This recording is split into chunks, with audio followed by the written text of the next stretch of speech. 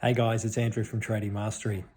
You know, we can't know the future, but we can know the past and we can know the present with respect to what companies are doing right now. And when we put our money into a business and buy some shares, essentially what we're saying is that we believe that business at some point in the future is going to grow their earnings and therefore the share price is going to go higher.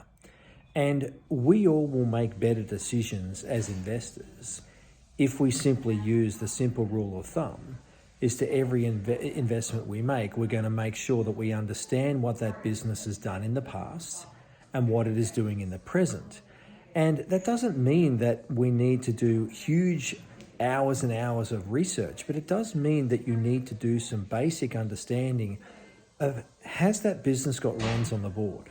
And it's really interesting. I wrote a piece for our clients for one of our daily reports, and I talked about Warren Buffett, who many of you are aware of, as one of the world's greatest investors. And over the course of the last 50 years, all of the private businesses that Berkshire Hathaway has bought, in many respects, Buffett waited decades and decades before he invested and bought those businesses because he could see the huge runway of those businesses and the earnings that they produced in the past and now in the present for the probability of what they're going to deliver in the future. And exactly the same thing happened with Apple when he waited essentially 25, 30 years before he invested in Apple.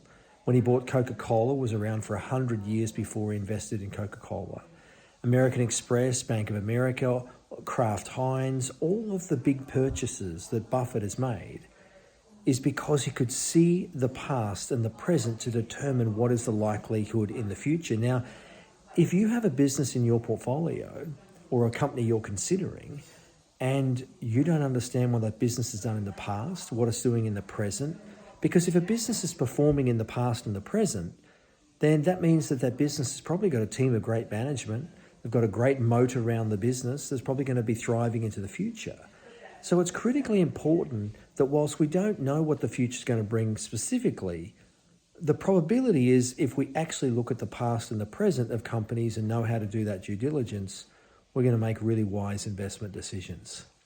I wish you every success. I'll see you next time.